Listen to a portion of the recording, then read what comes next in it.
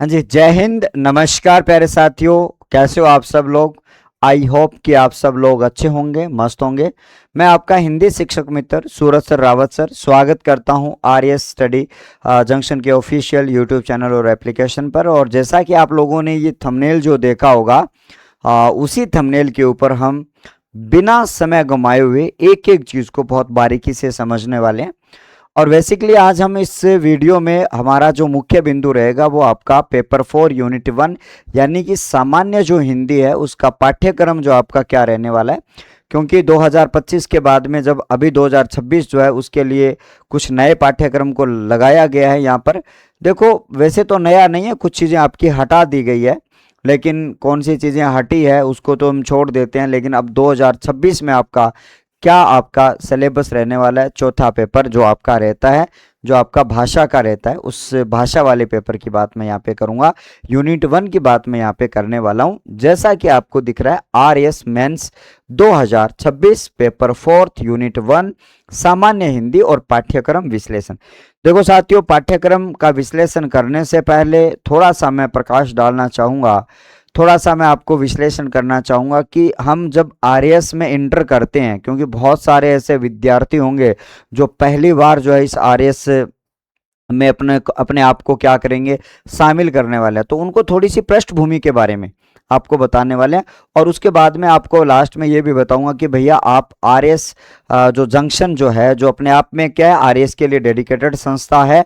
और उस संस्था में आपको कौन कौन सी चीज़ें जो आपको प्रोवाइड करवाई जाएगी एप्लीकेशन के माध्यम से। चलेगा, बिना देरी के अपने बात करते हैं। अगर आप वीडियो में है तो आप शुरू से लेकर लास्ट तक जरूर देखना।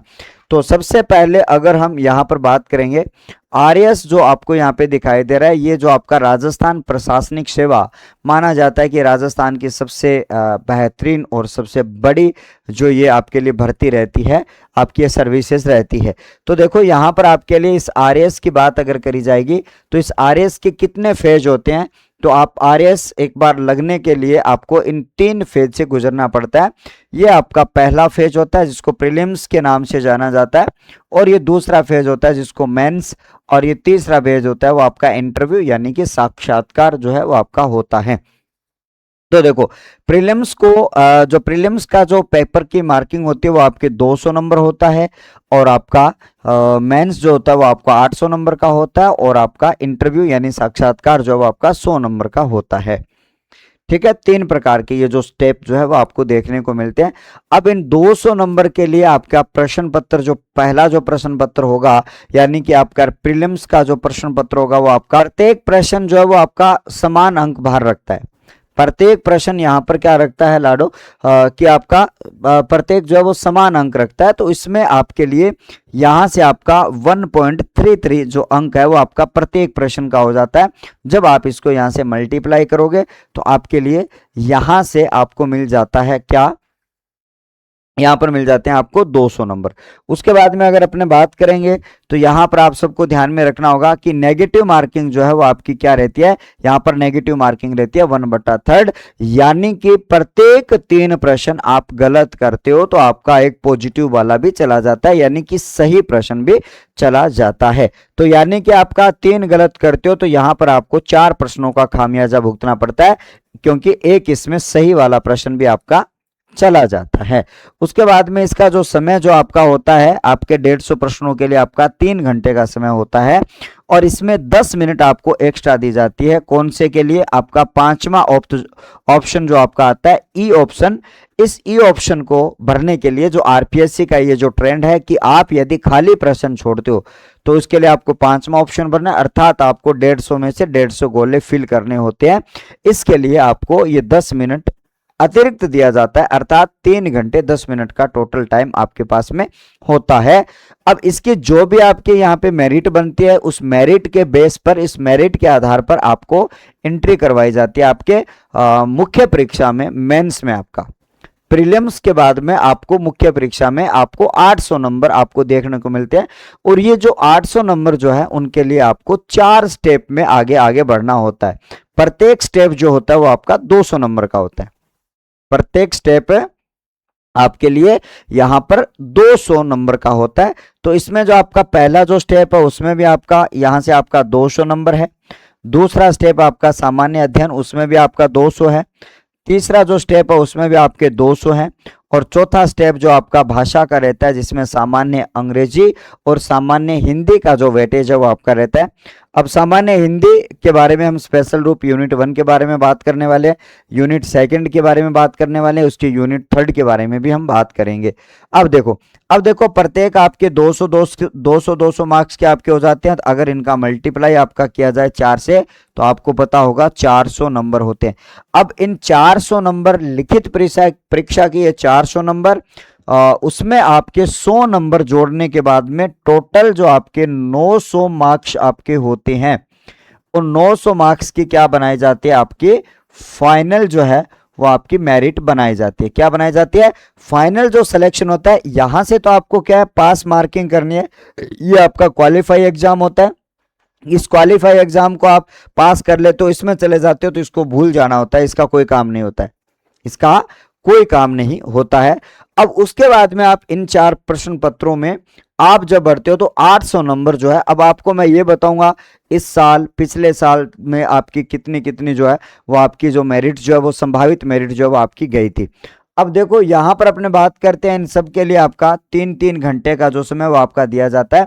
अब ये जब लिखित परीक्षा होने के बाद में जब इसका जो फाइनल मेरिट आती है और उस फाइनल मेरिट के आधार पर आपको इंटरव्यू में क्या करवाया जाता है, आपको उसके अंदर शामिल किया जाता है। और फिर आपके इस मेंस लिखित परीक्षा के नंबर और साक्षात्कार के जो नंबर होते हैं उनके आधार पर मिलता है। अब देखो आपको पता होगा वर्तमान समय में अभी अभी जो रिजल्ट आया था और जो आपका टॉपर था, टॉपर की बात अगर करी जाए तो यानी कि दिनेश बिश्नोई की बात कर रहा हूं, उनके जो आपके 900 में से आपके 351 पॉइंट कुछ नंबर थे।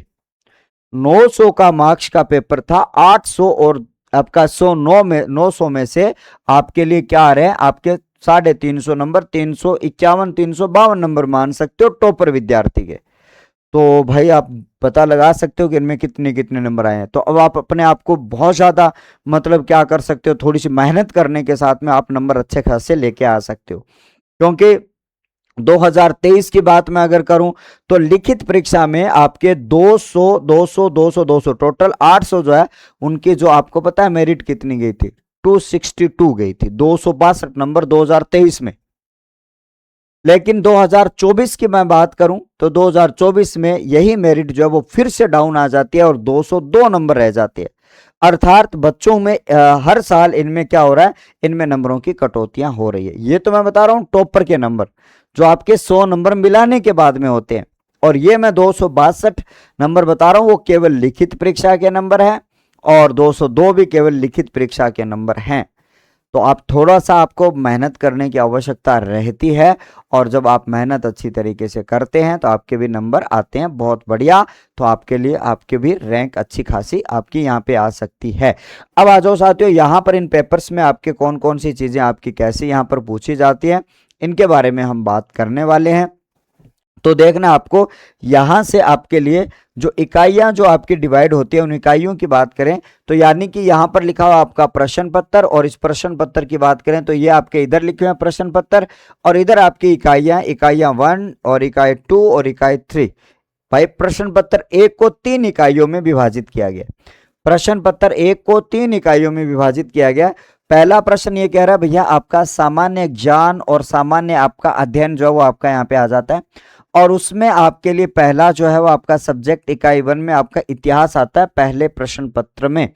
दूसरा यहाँ पे क्या आ जाता है, आपका अर्थव्यवस्था आ जाता है, और तीसरी इकाई की बात करूं समाजशास्त्र, प्रबंधन, लेखांकन और अंकेक्षण जो शब्द आपके जो है ये 3 आपके मुख्य जो विषय वो आपके यहाँ पे आ जाते हैं। इनको आपको ध्यान में रखना है। अब प्रश्न पत्र आपका दूसरा जो आता है, दूसरे प्रश्न पत्र में भी आपका सामान्य ज्ञान और अध्ययन रहता है। इसमें कौन कौन से 3 सब्जेक्ट्स होते हैं, 3 आपकी कौन कौन सी आपकी इकाइयां होती है, इन तीनों इकाइयों के बारे में अगर मैं आपको बताऊं तो ध्यान में ये रखना है। पहले इकाई होती है आपकी प्रशासनिक नीति शास्त्र, दूसरी होती है आपकी सामान्य विज्ञान एवं प्रौद्योगिकी, और फिर ये होता है तीसरा पृथ्वी विज्ञान एवं आपका भू विज्ञान। पृथ्वी विज्ञान और आपका भू विज्ञान जो है वो इसके अंदर आपकी यहाँ पे जोड़ी जाती है। सामान्य विज्ञान और प्रौद्योगिकी आपके आ जाती है। फिर पृथ्वी विज्ञान और भूगोल और आपका भू विज्ञान आपका यहाँ पे आ जाता है।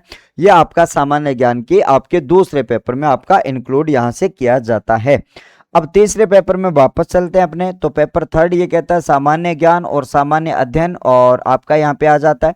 अब सामान्य ज्ञान और सामान्य अध्ययन के बारे में अगर हम बात करें तो उसकी बात मैं अगर करता हूं साथियों, तो आपके लिए भारतीय राज व्यवस्था, सॉरी यहाँ पर आपके क्या आ जाता है साथियों, भारतीय राज व्यवस्था यहाँ पर आपकी आ जाती है।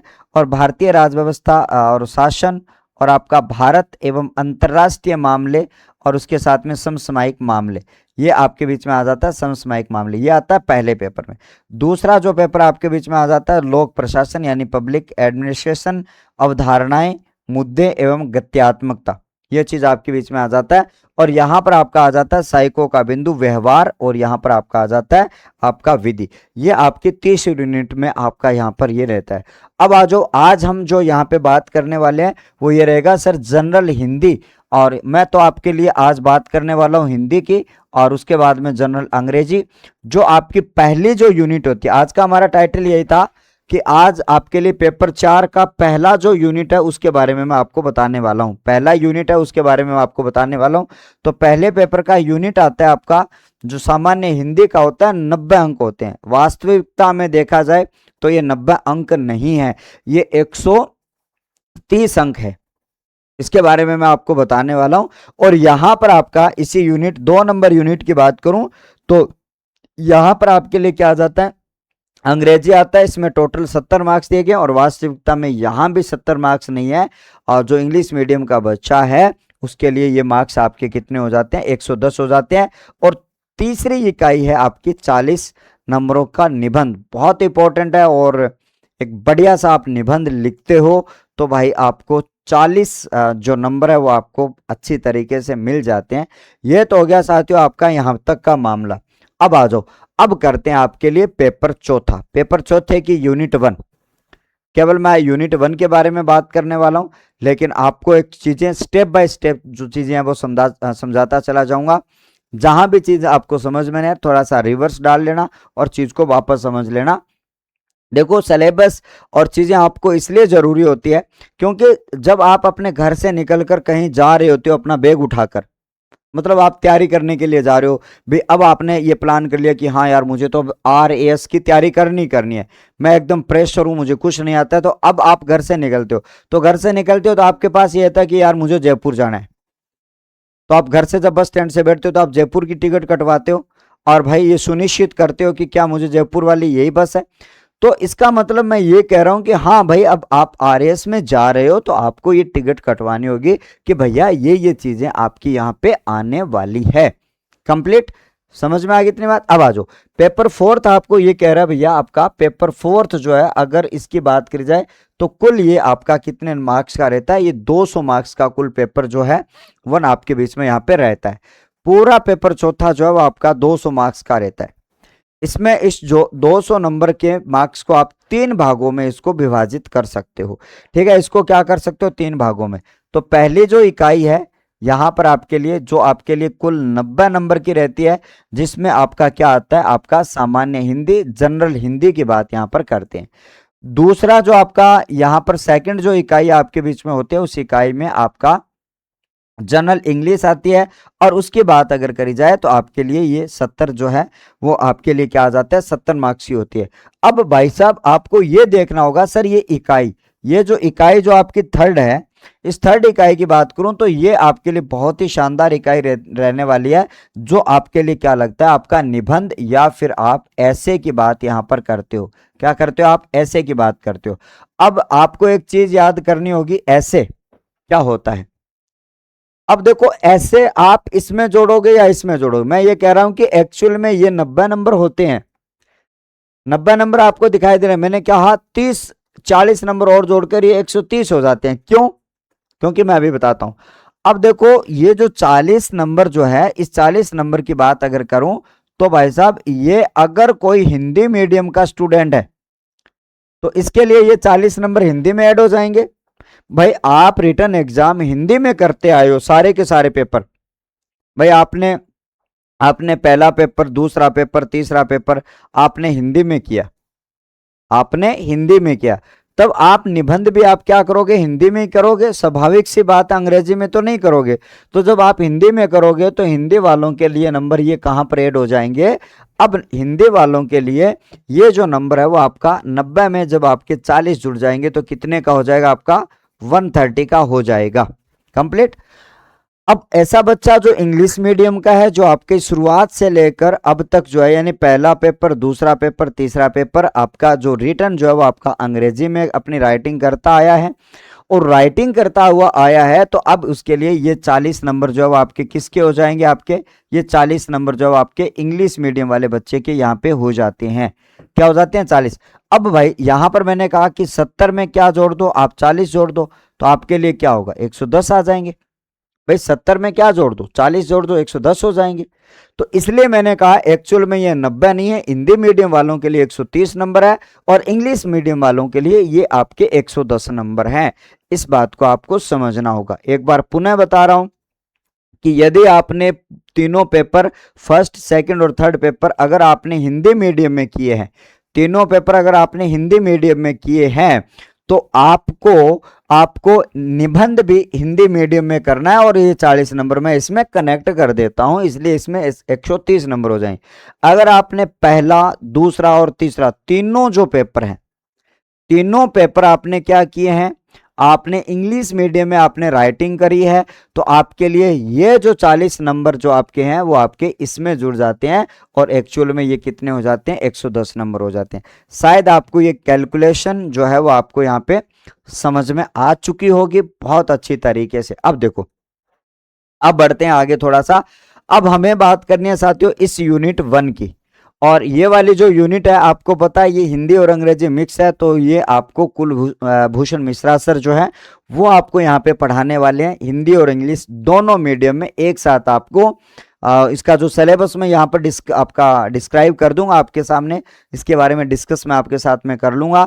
लेकिन कुलभूषण मिश्रा सर आपका एप्लीकेशन में जिनकी क्लासेस प्रारंभ हो चुकी हैं, ऑलरेडी क्लासेस आपकी प्रारंभ हो चुकी है। अब देखते हैं अपने 90 नंबर्स के लिए, 90 नंबर्स को भाग ए और इसके 30 अंक, भाग बी उसके भी 30 अंक, और भाग स इसके भी 30 अंक, यानी कि इन तीनों भागों को 30-30 नंबरों में विभाजित किया गया है। ये लिखा हुआ है सामान्य हिंदी कुल अंक 90। इस प्रश्न पत्र का उद्देश्य अभ्यर्थी की भाषा विषय क्षमता और इसके विचारों की सही, स्पष्ट और प्रभावपूर्ण अभिव्यक्ति की परख करना है।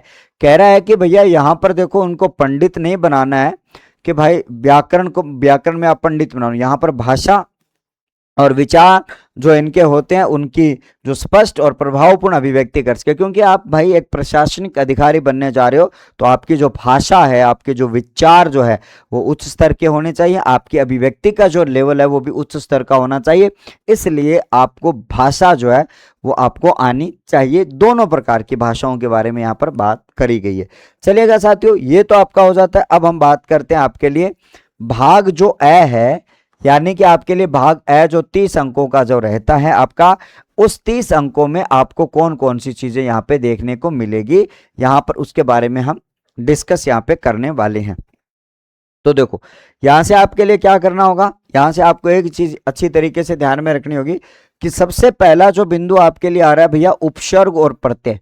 आप कहोगे सर सीधा उपसर्ग और प्रत्यय की बात करेगा, हाँ जी, पहला बिंदु है वो आपका उपसर्ग और प्रत्यय। लेकिन मैं उससे पहले एक चीज आपको और स्पष्ट कर दूं, आपके माइंड को क्लियर कर दूं। यदि आप उपसर्ग पढ़ना चाहते हो तो आपको संधि का रूल आपको याद होना चाहिए, संधि का प्रत्येक शब्द आपको याद होना चाहिए। क्योंकि ये देखो, क्योंकि ये कह रहा है भैया शब्दों में उपसर्ग और प्रत्यय पृथक करना आना चाहिए। भाई आपके सामने कोई भी उपसर्ग हो, आपका शब्द आ रहा है, उसमें उपसर्ग आपको अलग करना आना चाहिए, प्रत्यय अलग करना आना चाहिए। देखो मान लेते हैं आपके सामने क्या एक शब्द है, पर्यावरण।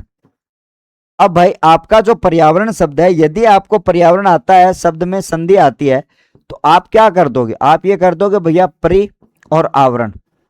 जैसे आपने इसमें परि और आवरण किया तो आपको पता चला भैया इसमें कौन सी संधि लग गई, आपकी यण संधि लगी। मैं आपको एक एग्जांपल सेट कर रहा हूं कि इसमें कौन सी संधि लगी, आपकी यण संधि लगी। आपको पता होना चाहिए भैया इसमें परि क्या उपसर्ग है। लेकिन जब आवरण को आप विच्छेद करोगे तो आपने ये किया सर आवरण का विग्रह करने के लिए आ, वरी और अन। अब आपको जब संधि का रूल आता है तो आप आराम से अच्छे प्रकार से यहाँ पे शब्दों का क्या कर सकते हो, विग्रह कर सकते हो। तो इस प्रकार से आपको क्या करना, शब्दों का विग्रह करना। तो इसलिए आपको उपसर्ग और प्रत्यय पढ़ने के लिए संधि का कॉन्सेप्ट आपको आना चाहिए। अब संधि जब आपको आनी चाहिए तो आपको वर्णमाला का भी नॉलेज होना चाहिए। देखो हर प्रश्न पूछा जाए ये कोई जरूरी नहीं है, क्योंकि आपको जब वर्णमाला नहीं आएगी तो आपको संधि भी नहीं आएगी। तो इसलिए संधि पढ़ना जरूरी है ही है। जैसा कि आप देख पा रहे हो बहुत सारे शब्द है, विसर्ग संधि के बहुत सारे उदाहरण जो आपके उपसर्ग में मिलेंगे, व्यंजन संधि के बहुत सारे उदाहरण जो आपके उपसर्ग में मिलेंगे, और स्वर संधि के बहुत सारे उदाहरण जो आपको उपसर्ग में मिलने वाले हैं।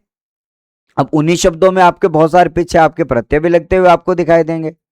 जैसे कि आपका पर्यवेक्षण शब्द है, जैसे मैं आपको थोड़ा एग्जाम्पल बता रहा हूं कि जब आप इस पर्यवेक्षण शब्द की बात अगर करते हो तो आपको पता होगा कि जब आप पर्यवेक्षण में जब आप यण संधि का रूल जब आप लगाते हो तो आपको पता चला कि सर प्रय धन आपका अब आता है, और जब हम इच्छा और इच्छा में जब आप अन जोड़ते हो तो ये इसका क्या हुआ, अंतिम विग्रह। आपको पता चला परि और अब उपसर्ग है और अन आपका प्रत्यय है, बस। तो ऐसे करके आपको संधि और संधि से पहले आपकी वर्णमाला की पृष्ठभूमि आपको आनी चाहिए, क्योंकि अगर भाषा अगर आपको अच्छी से सीखनी है तो। चलिए ये तो हो गया सर आपका पहला बिंदु। पहला बिंदु आपको यहां से इस प्रकार से आपको याद करना होगा। अब दूसरा कह रहा भैया समश्रुत भिन्नार्थक शब्द का वाक्यों में प्रयोग द्वारा अर्थ स्पष्ट करना। अब ये कह रहा है कि समश्रुत भिन्नार्थक यानी कि सुनने में एक जैसा लगे लेकिन उसका अर्थ क्या हो, अलग हो। ऐसे शब्द जिनको आप किसके नाम से जानते हो, शब्द युग्म के नाम से आप जाना करते हो, और शब्द युग्म जो आपके बीच में आ जाते हैं उनको आप अच्छी तरीके से यहां पर क्लियर करोगे। अब कैसे प्रश्न आए थे लास्ट ईयर उनके बारे में भी मैं आपके सामने यहाँ पे डिस्कस करूंगा। प्रत्येक टॉपिक से पहले आपको एक वीडियो मिलेगा, उस वीडियो में आपके लिए यह बताया जाएगा कि भैया इस प्रकार का प्रश्न आया था पिछले एग्जाम्स में, अर्थात आपका पीवाईक्यूज प्रीवियस ईयर क्वेश्चन जो है उनके आधार पर आपको अच्छी तरीके से आपकी आधारशिला जो है तैयार करी जाएगी। ठीक है, चलिएगा। उसके बाद में आपके लिए आ जाता है शब्द शुद्धि। शब्द शुद्धि आपकी आनी जरूरी है, क्योंकि आप प्रशासनिक अधिकारी बनने जा रहे हो, तो शब्द शुद्धि आपके लिए यहाँ पर अच्छा मैटर रखती है। और फिर वाक्य शुद्धि की बात करते हैं, और मुहावरे और मुहावरों का प्रयोग और उनका अर्थ स्पष्ट आपसे करवाया जा सकता है। अगर वाक्यों में भी प्रयोग कई बार करवाया जा सकता है, हम पीवाईक्यू से आपको बताएंगे। फिर कह रहा भैया कहावत और लोकोक्ति के प्रयोग से अर्थ स्पष्ट आपको करना होता है। और उसके बाद में पारिभाषिक शब्दावली की बात करूं, जो प्रशासन से संबंधित अंग्रेजी शब्दों के समानार्थक हिंदी परिभाषिक जो शब्द होते हैं उनकी चर्चा आपको यहाँ पे करनी है। 1 2 3 4 5 6 7 और 8 ये क्या है आपके, मुख्य रूप से तो आपको 8 टॉपिक दिखाई दे रहे हैं जिनको 30 नंबरों में आपका क्या किया जाएगा, वर्गीकृत यहाँ पर किया जाएगा। ठीक है, 30 नंबरों में क्या किया जाएगा आपका वर्गीकृत, लेकिन आपको संधि और आपको वर्णमाला बेसिक रूप से आपको यहाँ पे पढ़नी पड़ेगी। इसके अलावा और कोई टॉपिक आपको पढ़ने की आवश्यकता नहीं है। कोई कनेक्ट जो संज्ञा सर्वनाम विशेषण क्रिया जो है इनको नहीं पढ़ना है, अव्यय को नहीं पढ़ना है। ठीक है, और उसके साथ में आपको समास को भी नहीं पढ़ना है इवन। ठीक है, तो ये जो आपके लिए बिंदु आते हैं उनकी चर्चा यहाँ पर आपको अच्छी तरीके से करनी है। ये तो हो गया भैया आपका भाग, आपका पहला इकाई 1 का भाग पहला, जो आपके 30 नंबर की जो व्याकरण आती है। अब देखो इस व्याकरण को आप देखोगे तो इसमें बहुत कुछ आप हटा हुआ पाओगे। उसमें प्रायवाची हटा दिए, उसमें विलोम शब्द आपके हटा दिए गए हैं, इसमें वैसे ऑफिशियल रूप से समास हटा दिया गया, संधि आपकी हटा दी गई है, लेकिन फिर भी आपको यहाँ पे ये जो आपका रहता है आपका भाग 1। अब आ जाओ आपके लिए यहाँ पर भाग नंबर 2 की बात करता हूं, जिसमें आपका 30 नंबर का जो मटेरियल होता है उसके बारे में अगर हम बात करें कि आपको वो जो 30 नंबर जो है वो आपको कौन कौन सी चीजें जो है वो यहाँ पर आपको पढ़ने को मिलेगी या आपको देखनी हो। अब देखो यहाँ पर इसमें क्या रहते हैं, आपके 3 बिंदु रहते हैं, 3 टॉपिक्स आपके रहते हैं। अब इन 3 टॉपिक्स की बात मैं यहाँ पे करूंगा तो आप सबको बहुत अच्छी तरीके से ध्यान में रखना होगा। ये जो 3 टॉपिक आपको यहाँ पे दिखाई दे रहे हैं, एक संक्षिप्तीकरण है, एक पलवन है और अनुवाद है। आप छोटे हुआ करते थे तब ये सारी चीजें पढ़ते थे, संक्षिप्तीकरण और पलवन।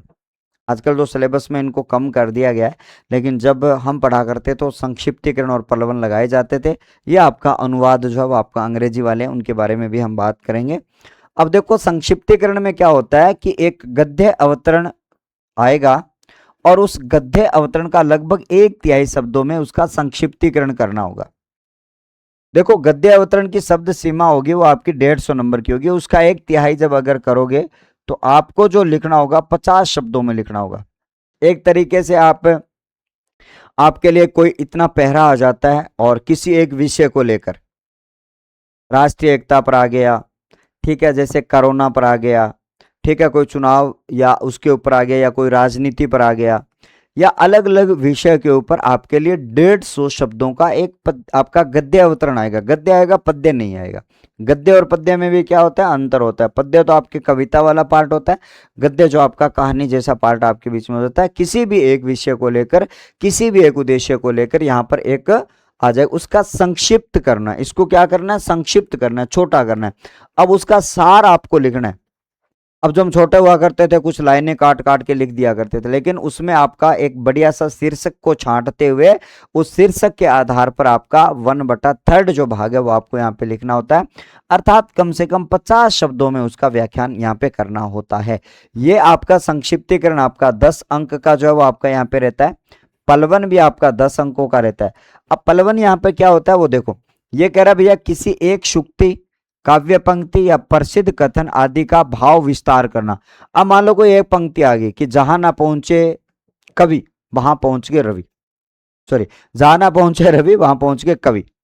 मान लेते हैं कुछ ऐसी पंक्ति आ गई और उस पंक्ति की बात अगर करी जाए, अगर उस पंक्ति की बात अगर करी जाए तो उस पंक्ति को आपको क्या लिखना है, थोड़ा सा इसका विस्तार करना है, पल्लवित करना है, उसको पल्लवित करना है। पल्लवन होता है ना, जैसे पल्लव जो शब्द है उससे ये शब्द बना पल्लवन।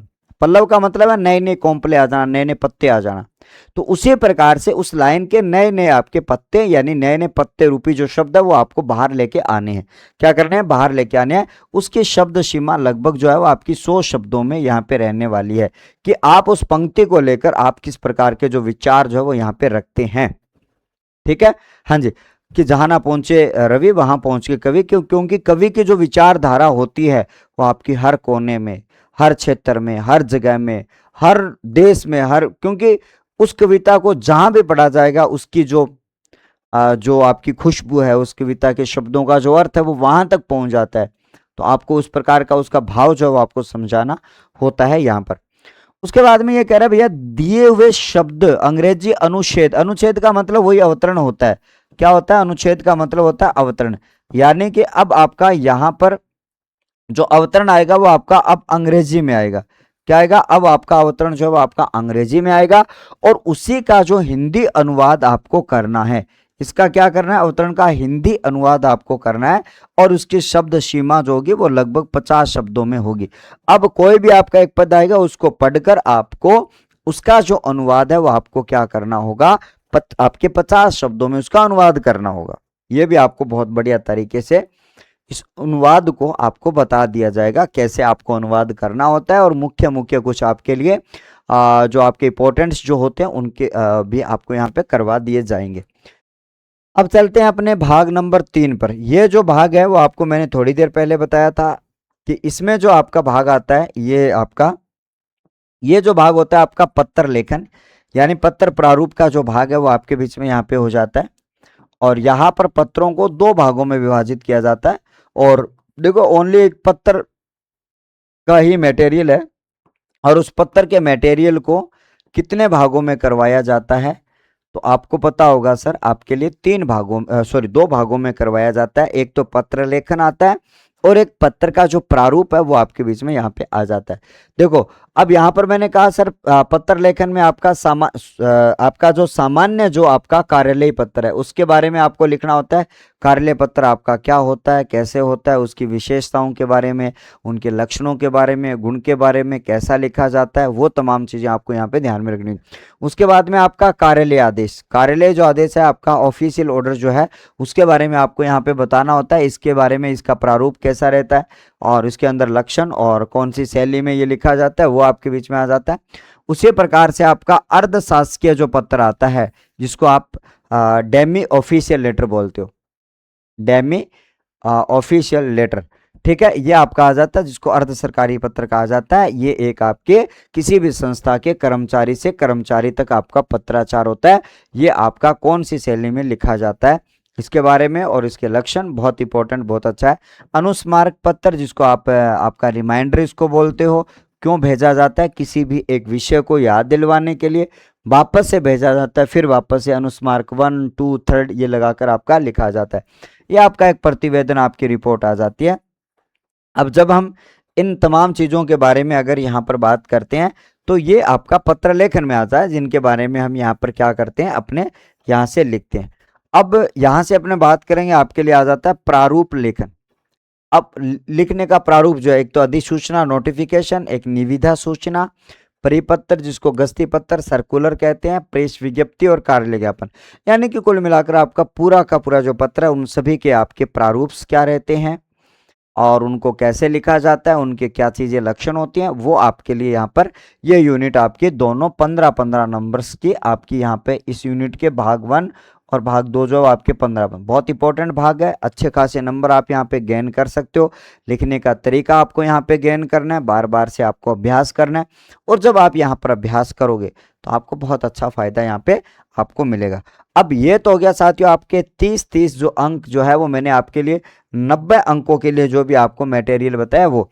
अब करते हैं साथियों निबंध वाले पार्ट के ऊपर चलते हैं।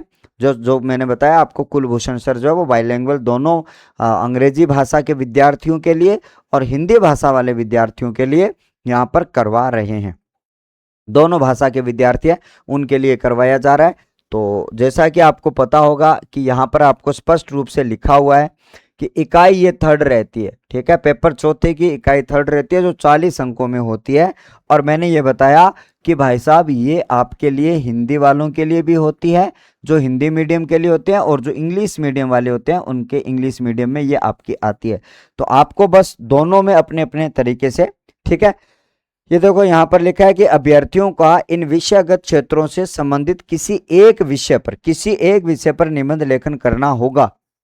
यहाँ पर आपके 6 आपको विषय दिए गए, उन 6 विषयों के बारे में भी हम बात करेंगे, लिखना होगा। और अभ्यर्थियों से अपेक्षित है कि, यहाँ पर अपेक्षित है कि निर्दिष्ट विषय से पूर्णतः संबंधित रहें और अपने विचारों को सुसंगत तरीके से व्यवस्थित करें और सटीकता और संक्षिप्तता के साथ प्रस्तुत करें, और विचारों की स्पष्टता, संरचना की सुसंगतता और अभिव्यक्ति की जो प्रभावशीलता के आधार पर अंक प्रदान किए जाएंगे।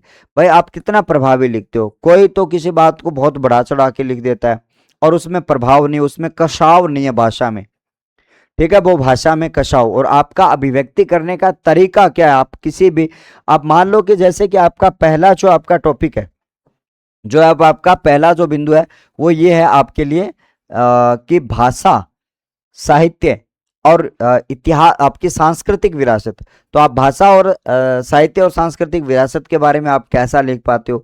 अब इनके कुछ और टॉपिक हो सकते हैं, उनके बारे में भी तो आपको जानकारी रखनी है, ठीक है, ये इनके और टॉपिक होते हैं, उनके बारे में भी तो आपको जानकारी रखनी है। उसके साथ साथ में ये क्या कह रहा है, आपका समाज, शासन और सार्वजनिक मामले जो है वो आपके लिए यहाँ पर दूसरे बिंदु में आपके आ जाते हैं। समाज के बारे में, शासन और सार्वजनिक मामले जो होते हैं उनके बारे में आपको यहाँ पे डिटेल से आपको याद करना होगा।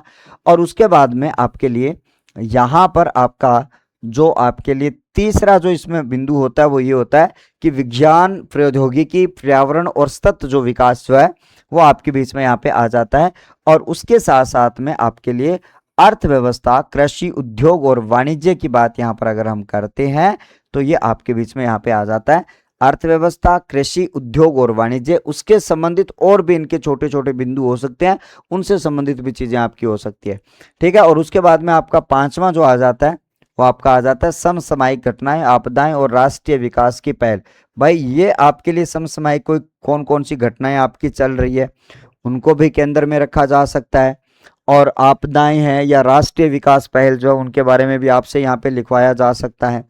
और उसके बाद में आपके लिए छठा जो बिंदु आपका आ जाता है राजस्थान के संदर्भ में पर्यटन और संस्कृति, और उसके साथ में समसामयिक मुद्दे जो है वो राजस्थान के उनके बारे में। अब इनके लिए अलग और इनसे संबंधित आपके बिंदु हो सकते हैं, आपको पता होगा इनसे आपके संबंधित बिंदु जो है वो आपके हो सकते हैं। क्या हो सकते हैं? आपके संबंधित बिंदु जो है वो आपके यहाँ पे हो सकते हैं। क्या हो सकते हैं? आपके संबंधित बिंदु जो है वो आपके यहाँ पे हो सकते हैं।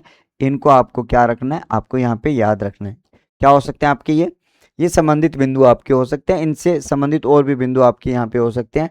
तो इनको आप दोनों लैंग्वेज में, आपको दोनों लैंग्वेज में नहीं करना है। यदि मैं हिंदी लैंग्वेज का विद्यार्थी हूँ तो मुझे हिंदी वाली लैंग्वेज में पढ़ना है। अगर मैं अंग्रेजी वाली लैंग्वेज का विद्यार्थी हूँ तो मुझे अंग्रेजी में पढ़ना है। कहीं आप दोनों लैंग्वेज को रट्टा मारने लग जाओ तो नहीं। स्पष्ट मैं आपको बता देता हूँ, यदि अपना पहला, दूसरा, तीसरा पेपर अगर हिंदी मीडियम में किया तो इसको भी आपको हिंदी मीडियम में करना है। ठीक है, ऑल क्लियर? All clear? आपके बीच में सिलेबस का पूरा रूपरेखा। अब देखो आपके लिए RAS जंक्शन जो है वो आपके लिए क्या करवाने जा रहा है। आपको ये बता दूं कि ये RAS जो आपके लिए जो मेंस की जो बात मैं अगर करता हूं, पेपर जो 4th है वो आपका हिंदी और अंग्रेजी दोनों की बात करता हूं मैं। ठीक है, पेपर और 4th, और उसमें according to new pattern and syllabus जो उसके आधार पर बात कर रहा हूं मैं। और उसमें आपके लिए लाइव और recorded class, PDF panel, e notes, PYQ discussions, test series, personal mentorship, यह आपको यहाँ पर प्रोवाइड करवाई जाएगी कुलभूषण मिश्रा सर के द्वारा भी। वैलिडिटी इसकी जो है वो आपकी 2 इयर्स रहने वाली है। और उसके साथ साथ में न्यू बैच स्टार्टेड आपके हो चुके हैं। देखो ये आपके लिए बैच वैसे देखा जाए तो 3,000 रुपये का बैच है, 4th पेपर पूरा, लेकिन अभी उसमें 33% का ऑफ चल रहा है। तो आपका 91 आपके लिए आपका 999 1999 रुपये का ये ऑफर जो है वो आप अभी ले सकते हो, इसको रिडीम कर सकते हो। यदि आपको अधिक जानकारी चाहिए तो आपको क्या करना होगा, ये जो आपको मोबाइल नंबर दिए गए हैं 97, यहाँ पर मैं आपके लिए लिख देता हूँ, यहाँ पर आपके 97 आपके लिए 300 और उसके बाद में 40 और 300। तो इन नंबरों के ऊपर आप कॉल करके, मैसेज करके और भी जानकारी आप पूरे RS के बारे में, यदि आपको कोई डाउट्स भी लगता है कि मेरे ये डाउट्स है, तो इस डाउट्स को भी आप क्या कर सकते हो, यहाँ पे क्लियर कर सकते हो। और आई होप कि मैंने आपको बहुत अच्छे से समझाने की कोशिश करी है। और कोई भी चीज़ बाय मिस्टेक रह गई होगी तो आप फिर से, आपको मैंने कहा इन नंबरों के ऊपर आप हेल्पलाइन नंबर जो RA जंक्शन के, उसके ऊपर कॉल कर मैसेज करके आप सीधा जो है वो आप सर से आप जुड़कर आप उनसे पूछ सकती हो। और आपको ये वीडियो कैसा लगा जरूर कमेंट बॉक्स में अपनी राय जरूर दीजिएगा। और आप तैयारी शुरू करना प्रारंभ कर दीजिए, बस शुरू कर दीजिएगा। बस अब मेंस निकल जाएगा, मेंस के साथ साथ में आपका प्रीलिम्स निकल जाएगा, उसके साथ साथ में अपनी जो मेंस की जो तैयारी है वो आप लगातार रखिएगा। आई होप कि आप सब लोग अच्छे होंगे, मस्त होंगे, ज़बरदस्त होंगे। मिलते हैं अपने, फिर भी आपकी कोई इंपॉर्टेंट वीडियो रहती है तो उसके साथ में, तब तक के लिए आपसे विदा चाहता हूँ। नमस्कार, मैं हिंदी शिक्षक मित्र Suraj sir Rawat sir. Thank you.